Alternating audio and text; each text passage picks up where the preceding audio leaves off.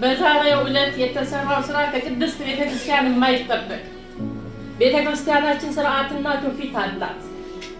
ያለውን ነገር ባለመረዳት ቤተ መቅደሳችን ተደፍሯል። በሳምንታት ውስጥ ቅዳሴ ስርዓት የሚፈጸምበት ቦታ አሃዷን ሲባል አባቶቻችን ብዙ ስርዓት የሚፈጽሙበት ቦታ እንደ ኳስ ሜዳ በሴቶች በመጠጥ ቤት መጥሪያ በፍጭት አሳለፍን። በዛሬው ዕለት ደግሞ የግሪክ ፖሊሶችን ተጠቅመው ካህን ነኝ ያሉት አላቅም እኔ ይላሉ የሚባሉት ግለሰብ በጫማቸው እስከ ቤተ መቅደስ ድረስ ገብተው አይንተ እግዚአብሔር ካህናት ቤተክርስቲያንን የሚያገለግሉ አባቶቻችንን ምንም ሕጸጽ የለባቸው። ይህንን ድርጊት የሚያደርጉት አቡነ ኤልያስ ናቸው።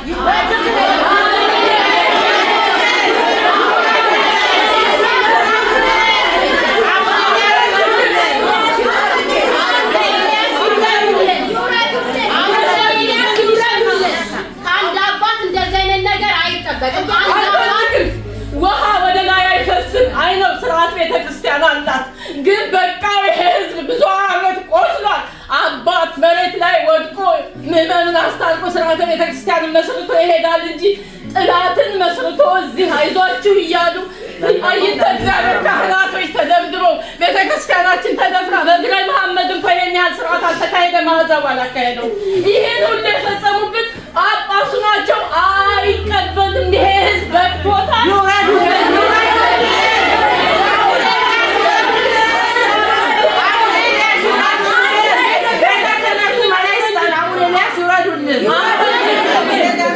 አባቶቻችን ስርዓት አላችሁ። ሲኖዶስ አንወጣም፣ ከስርዓት አንወጣም። ቤተክርስቲያናችን ስርዓት ላይ ያስተማረችን ስንዱም መቤት ናት። ከቤተክርስቲያናችን ስርዓት አንወጣም።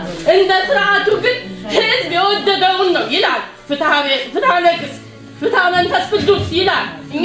እናንተም ታውቁታላችሁ። እኛ ትንሽ እንሰራን ከእናንተ። ስርዓቱ ይጠበቅልን። ብፁዓን አባቶች ይድረስ ለጠቅላይ ቤተ ክህነት ብፁዕ ቅዱስ አባታችን አቡነ ማትያስ፣ ምክትል አቡነ ሳዊሮስ፣ አቡነ ዲዮስቆሮስ በውስጥ አውርቼዋለሁኝ። ስርዓት ፈርሷል ቤተክርስቲያናችን። ከዚህ በኋላ መፍትሄ ስጡን። ይሄ ህዝብ እያለቀሰ ነው። ከዚህ በኋላ በቃ እግዚአብሔር ይዛል።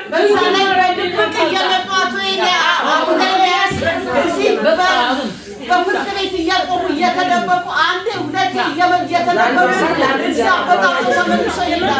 የእንጀራ ልጅ የላቸውም። እዚህ ሁሉም የራሳቸው ልጆች ናቸው። ወገን እየወገኑ ያስታክሱን አንፈልጋቸው።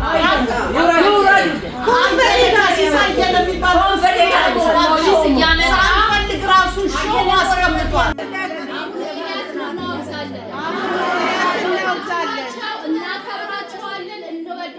ስራቸውን ግን እናወግዛለን። ሰው ናቸው። አንድ እግራቸው ሞት አፋፍ ላይ ቆሞ እንዴት በዚህ እድሜያቸው ይሄን ያክል በደል ያደርሱብናል?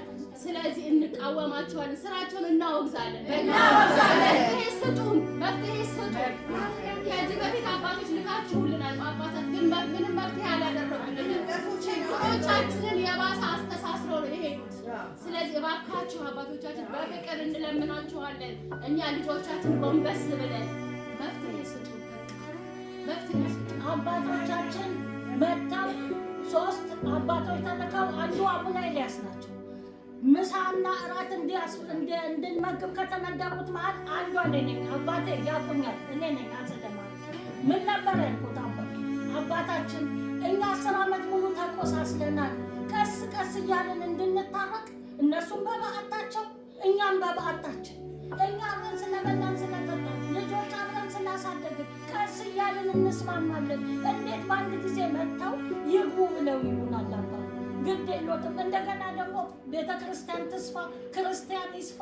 አባታችን እነሱም በዛ ባሉበት ሆነ እያንዳንዳችን የ2 ወር ደሞዛችንን ሰጥተን ሌላ ቤተ ክርስቲያን እንስራ፣ ክርስቲያን ይስፋ፣ እናግዛቸው፣ ይቋቋሙ እነሱ ብያለሁ። አልኩትም አባ ብዬዎታለሁ። አባታችን ይኸው እንደዛ አድርገው ጥለውን ሄዱ። በየጊዜው ቤተ ክርስቲያን ትደፈራለች፣ በየጊዜው እንደበደባለን፣ በየጊዜው የመጨረሻ የዛሬ ሳምንት ፊሽካና ፉጨት ነበር አባታችን። ይህንን አንድ ክርስቲያን ከሚያይ ሞት ይሻለናል። የምንሄድበት እኛ ዱርዬዎች አይደለንም። ብዙ ጊዜ ዱርዬዎች አይደለንም። አባቶቻችን ልጆች ወልደን ያሳደግን፣ ኢንጂነር ልጆች ያደረስን፣ ዶክተር ልጆች ያደረስን፣ የልጅ ልጆች ያየን እኛ የተከበርን ሰዎች ነን። እኛ ዱርዬዎች አይደለንም። የሃይማኖት ነገር ይዞን ነው እዚህ የምንመጣው። አይ ካላችሁ፣ አይ ሃይማኖቱ ለእናንተ አይገባም ካላችሁ የት እንደምንሄድ ንገሩ። አሁን ያለን እድል ሃይማኖታችንን ጥሎ መሄድ ነው። ይሄን ነው የምሞት አባቶች ጠቅላይ አባቶቻችን የምናገረው ለቅዱስ ሲኖዶሱ ከእግዚአብሔር በታች ያሉት እነሱ ናቸው ችግራችንን ሊፈቱልን የሚችሉ። በግሪክ ሀገር ላይ ስንኖር 30 ዓመት 40 ዓመት ሲኖር ቤተክርስቲያን ሰርቶ አያውቁም። ዳዊት ቤተ መቅደስ ሊሰራ ስላልተፈቀደለት በሰለሞን ተፈቀደለት። እኒህ አባት መጥተው ቤተ መቅደስ ቤተክርስቲያን ሰሩልን በ2 ዓመት ውስጥ። አሚን እሰይ ብለን ደስታችንን ሳናጣጥም እንደገና ቤተክርስቲያናችን ተዘግታ ችግር ላይ ወድቀናል። እንደ አንድ ኦርቶዶክስ እና እንደ አንድ ምእመን የራሴን የምናገረው ማለት ነው፣ በራሴ የምናገረው እባካችሁ ችግራችሁን ፍቱልን። አረብ ሀገር 3-4 ቤተክርስቲያን እየተሰራ ግሪክ ሀገር ላይ ተቀምጠን አንድ ቤተክርስቲያን እሷን እናዘጋ። በእናንተ በአባቶች ምክንያት በአባቶች ችግር መፍትሄ የሚሰጠን አባት እኛ ምን እናድርግ? ያለው በሰው ሀገር ላይ ነው። ሰው ሀገር ላይ እየሰራን እንዲህ እየሆነ መልሰን ደግሞ አንድ መተን ችግራችንን ለጤናችን ለሁላችን የምንለምንባት ቤተክርስቲያን ትዘጋብን። ኧረ እባካችሁን ተው፣ ተመልከቱን፣ ተው እዩ። ችግራችንን እኛ የምንናገረው ለእናንተ ነው። በቅቶናል። ከዚህ 10 ዓመት ድንጋይ ላይ እየተኛ በረዶ ላይ በሙቀት ሳንል 10 ዓመት ቤተክርስቲያናችንን እስከዛሬ ጠብቀናል። ጥለው ከሄዱ በኋላ አሁን የምንፈልገው መተው ነው እኛን የሚረብሹን። ይሄ ሁሉ ከእናንተ መፍትሄ እንፈልጋለን። ስለ ሕያው እግዚአብሔር ብላችሁ በአብይ ጾም ላይ እንዴት ቤተክርስቲያን ትዘጋለች? እንዴት የሌላው የዓለም ሕዝብ ይፍረደን? አብይ ጾም ላይ እኛ ስጋ ወደሙ የሚቀበሉ ክርስትና የ40 ቀን ሕፃን የሚነሳ የሙት ዓመታት የሚፈታብን ቤተክርስቲያንን አጥተናል። እባካችሁን መፍትሄ ወዳለው አካል አሳውቁልን። አመሰግናለሁ።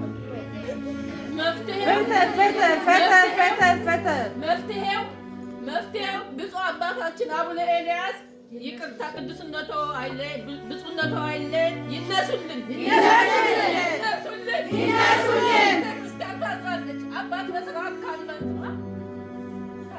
ያዛል፣ ሲኖዶስም ያዛል። ይሄ እኔ በመጣሁበት ዓመታቶች እያለቀሰ ነው። 2 ዓመት ያሳዝናል። እንዴት አባቶችን ፍቅር እንጣ። እኛ እኮ እናንተን ፍቅራችንን ነሳችሁ። ይነሱልን። አንፈልግም። በቃ በእርጅና በጸሎት ይጠብቁ።